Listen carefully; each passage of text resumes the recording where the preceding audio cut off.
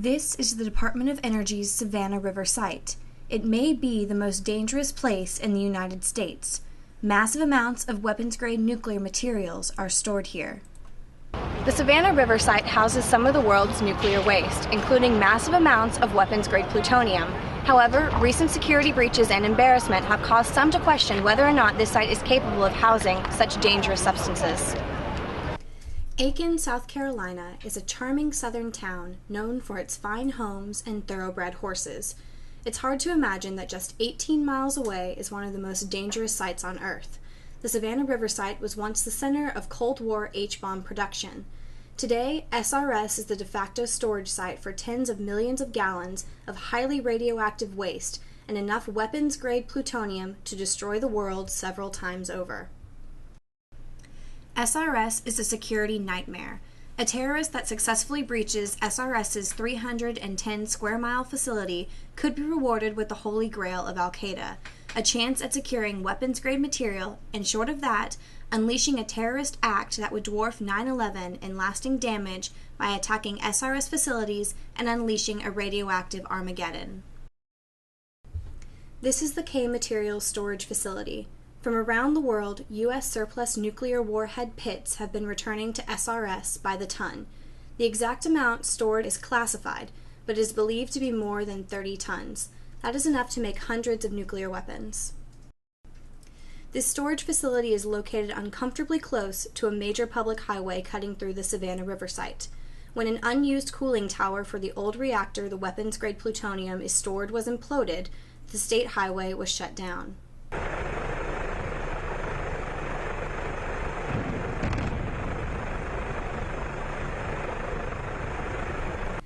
While security for such hazardous materials should be a top priority weapons facility, the Department of Energy has trusted the guarding of SRS not to the professional nuclear guards of the U.S. Army and Marines, but to a private security company owned by a foreign corporation. The contractor Wackenhut Security is owned by G4S Security. G4S is a firm with a long history of dubious performance. The most recent scandal involved not providing enough guards for the London Olympics, forcing the British government to call in the army at the last minute. But before that, G4S had the contract for airport security on 9/11 at U.S. airports, where Al-Qaeda hijackers successfully boarded planes. That performance prompted the complete federal takeover of U.S. aviation security. The curious relationship between National Nuclear Security Administration and Wackenhut has many critics wondering why DOE and NNSA doesn't federalize its own force of guards. The Department of Energy and its predecessor agency, the Atomic Energy Commission, has one of the worst security records in the federal government. Massive amounts of unaccounted plutonium, scandals involving 2 top security officials, and major security breaches at every major DOE facility. In July, an 83-year-old nun and her companions were able to successfully infiltrate one of the Department of Energy's most secure sites at Oak Ridge, Tennessee. Sister Megan Rice was able to get extremely close to massive amounts of bomb-grade uranium, making the near-comic security lapse yet another dangerous embarrassment. I am Megan from Nevada. Sister Megan Rice and 2 others did what no one should be able to do. As part of an anti-nuclear protest, they brazenly broke into one of the country's highest security facilities, the site of protests in the past. The target, the country's largest stockpile of uranium for nuclear bombs in Oak Ridge, Tennessee. In the middle of the night, using bolt cutters, the 3 breached the perimeter fence, and then 3 more fences and motion detectors, reaching the building holding all that uranium, splashing blood on it, and raising 2 banners before guards, who have the authority to shoot to kill, finally arrested the 3. You have to be a little concerned when it's, an octogenarian nun who helps you understand your nuclear weaknesses and security. Already the government admits there were security execution deficiencies, but the government insists the intruders were not even close to getting into the building. Still, an extremely embarrassing lapse in these tense times. David Curley, ABC News, Washington. These invaders should have been detained or even shot before ever getting close to the facility. So why didn't this happen? Supposedly this issue is under investigation by the Department of Energy, but it begs the question of who is in charge of protecting these dangerous substances, especially the plutonium at the Savannah River Site. If this nun one day has the idea to reproduce the experience, she would certainly have an easier entry at the Savannah River Site. Wackenhut Security, the same foreign-owned, privately contracted firm, is in charge of guarding SRS, as well as the Y-12 plant at Oak Ridge, where the nun and her elderly cohorts got close to massive amounts of bomb-grade uranium. Wackenhut's parent company, G4S, was responsible for the security of the State Department in Afghanistan when it was discovered its employees were involved in wild drinking bouts and bizarre hazing rituals. They look like photos of a fraternity party gone bad, some too graphic to even show. But these are not drunken frat boys. They're reportedly private security contractors for the State Department, guarding the U.S. Embassy in Kabul. That, according to a private watchdog group, the Project on Government Oversight. A 10-page report sent to Secretary of State Hillary Clinton claims that some supervisors and guards frequently engaged in lewd and deviant behavior, hazing and humiliation of subordinates. That's based on information provided by more than a dozen security guards. The private company involved is Armor Group North America, a subsidiary of Wackenhut, both private security contractors.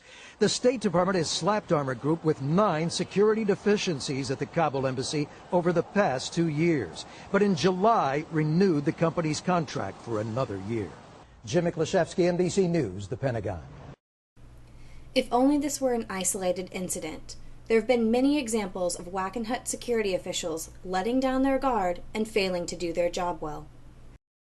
When D.C. Bureau reporters traversed the public highway through SRS site on a quiet Sunday morning, they found numerous unguarded, open gates in contrast to the dramatic security show put on for them during their escorted tour. This surveillance video shows a Wackenhut guard who, after falling asleep at the wheel, causes a massive car accident. Wackenhut guards have been involved in security at other dangerous facilities. You're inside one of the nation's largest nuclear facilities. These are some of the security officers responsible for protecting it against a terrorist attack.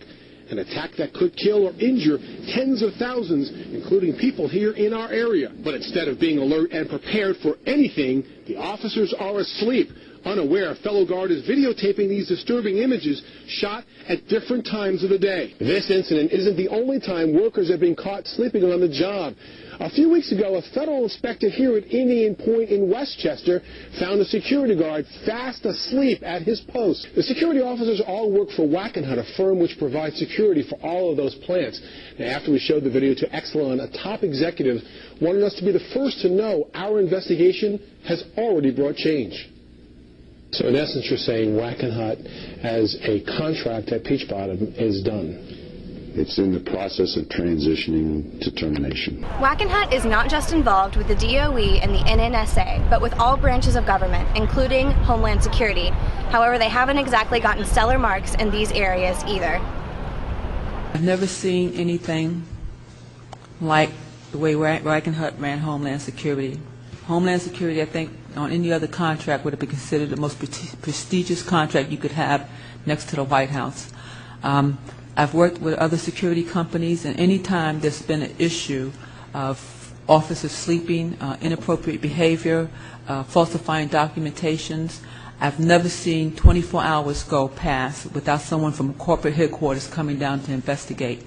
And I've never seen a situation in which people will repeatedly do the same thing and report to duty the next day. I've never seen it. I've never seen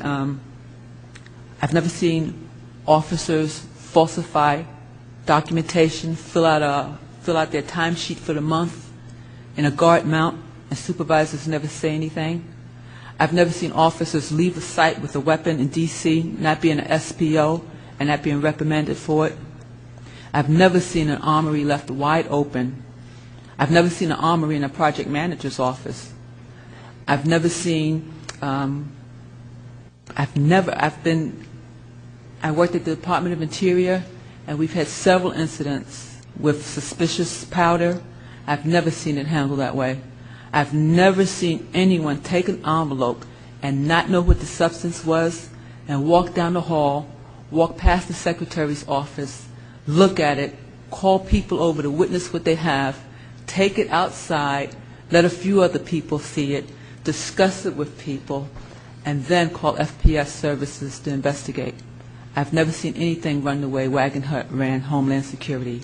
I've never seen any company disrespect a government contract to that proportion. Randy Garver is the Vice President and General Manager of Wackenhut at Savannah River Site and is sure of his team's efficiency. We're well trained to protect the special nuclear material as well as everything else on this site. We really have different levels, but I mean, from when you look at these, when you look at from our, because everybody is a security police officer, to include our law enforcement personnel. Mm-hmm. So everyone has the basic training, if you will, to maneuver. While Garver seems confident in his team's ability to protect SRS, there are many issues with the geography of the site. Mike Pilgrim's job has always been to imagine the worst-case scenarios and then find ways to prevent them. As an expert who designed protection for presidents, military bases, airports, and nuclear sites like Savannah River, he believes, and other experts agree, that there is no more sensitive target for terrorism than the Savannah River Site. The attack, a successful attack with an RPG on one of these tankers, would cause widespread fear.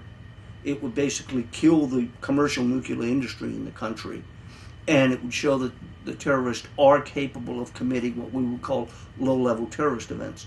So all you've really got to do is have an event. Aside from a history of security mistakes, the site itself poses many difficulties for the NNSA and the Wackenhut security team. The 310 square mile facility has many vulnerable entry areas and sits along 17 miles of Savannah River shoreline. The river is open to any boater, and while patrolled by what is jokingly called Wackenhut's Navy, D.C. Bureau reporters, with the help of Savannah River Keeper, shown just how close anyone could get to the site. At one point along the river, there are access points that lead directly to K Materials, where the plutonium is being stored. The entire site itself is located in a forested area, with a major public highway running straight through the site. It has many entrances, 129 miles of paved roads, 63 miles of rail track, and 36 cemeteries throughout. Larger than Washington, D.C. and its surrounding suburbs, this site's vulnerability can be summed up in one word: scale. Not only is the site extremely large, but DOE and NNSA budget has not allowed for the increase in manpower necessary considering how much weapons-grade material has been sent to the site. The amount of manpower available at a given time is something DOE or Wackenhut would not discuss. The total guard force is estimated between 600 to 800. However, this is not every day. The actual guard force available is much smaller, maybe 200 on a given day. The site's security boasts about their marksmanship and helicopter capabilities. Probably the biggest surprise for me coming here and leaving the Army is the amount of ammunition and the shooting standards. Because one of the things that I would say, that our protective force personnel shoot better because the Department of Energy has higher standards for marksmanship than the military does. They do fail to mention that they pay their employees more if they are certified with expert-level marksmanship. Many employees do not possess the skills. What is clear to security experts is that there is simply not enough protection to withstand a suicide terrorist mission. If a terrorist cell sent in two teams, one to attack the tank farms for the purpose of causing a major radiation release to divert protection services, and a separate team in by the way of Savannah River to attack the K Materials facility, any security force would be hard-pressed to respond. If the attacks came from the air, planes going into the old K reactor, a plutonium flash could occur with a major fire that could contaminate the East Coast in a plume that could reach Washington, D.C., according to DOE's own studies. For local residents, a plane crashing into one of the dozens of liquid waste tanks could set off a radiological event that would make future monitoring of the remaining tanks for hydrogen buildup impossible. While private planes are unable to fly over the site, commercial jets have no such restrictions, leaving the site extremely vulnerable to terrorist attacks. DOE and NNSA has spent billions on a long list of failed projects, yet has not found the budget to adequately secure its own nuclear facilities.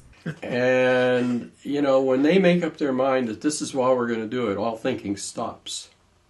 Well, they're resistant to any kind of other folks coming in saying, no, why don't you try this, why don't you try that? No, no, no. And this thing has had such momentum. It's going on. There's so much been sunk cost into this.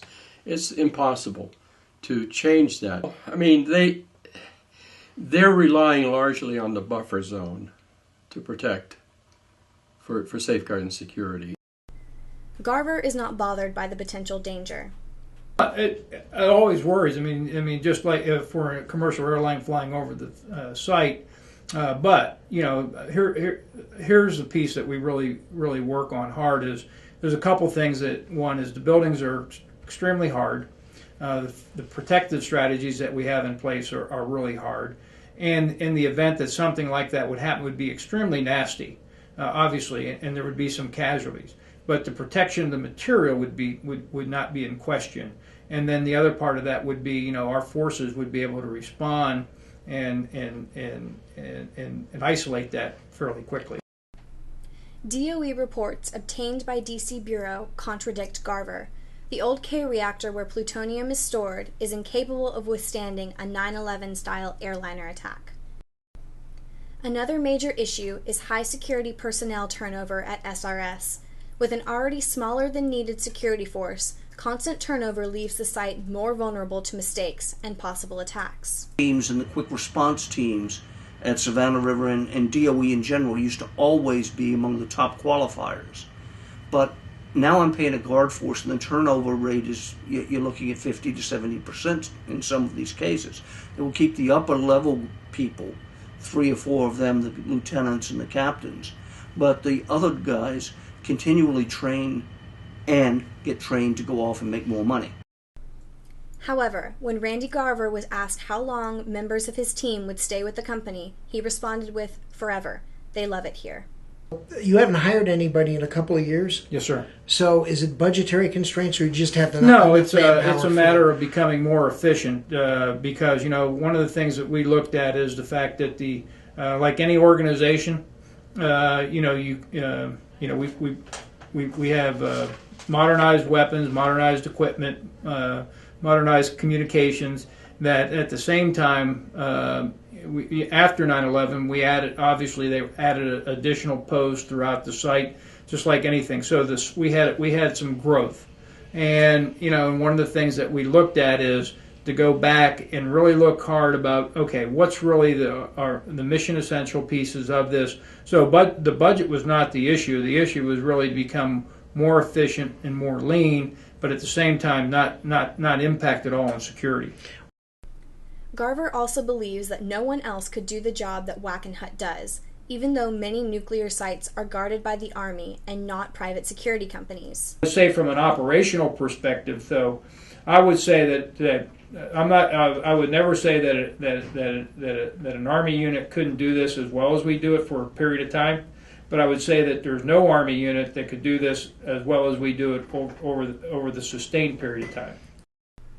Even after a contract dispute in March, Garver remains confident that no other security company stood a chance in overriding Wackenhut's contract. We were very confident that nobody could do it as well as we do it.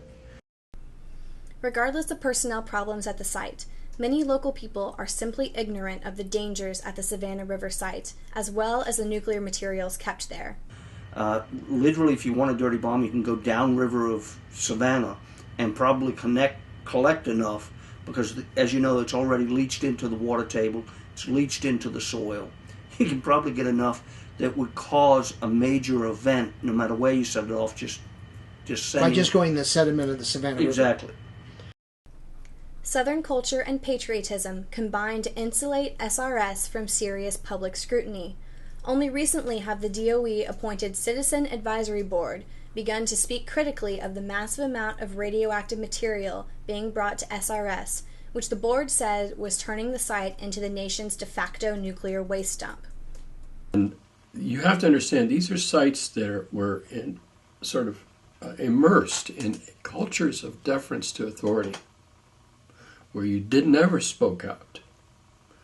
You kept your head down and did your job, and that was it. DOE and SRS benefit from local residents not wanting to speak out about the problems on the site. Many people feel that because the scientists working at Savannah River Site are willing to have their families live here, it must be a safe site. Again, the most charming people that are so educated and come with beautiful families across the globe. And to me, that again is more reassuring. Why would they choose to come here, even if it's for 3 to 5 years, and leave everything they know if they don't feel safe here? Well, what you have is this, there's this culture that sort of becomes an echo chamber where everybody believes whatever everybody believes, and those who speak out against what are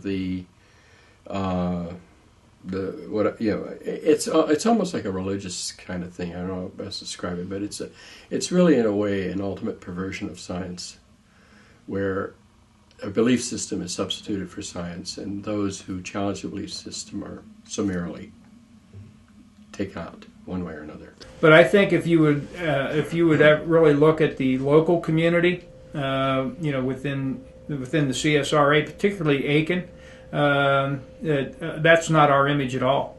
Probably I think you'd find that most of the citizens and the leaders of our communities would look at us as being a very valuable asset, and absolutely just think that the job we do out here is magnificent.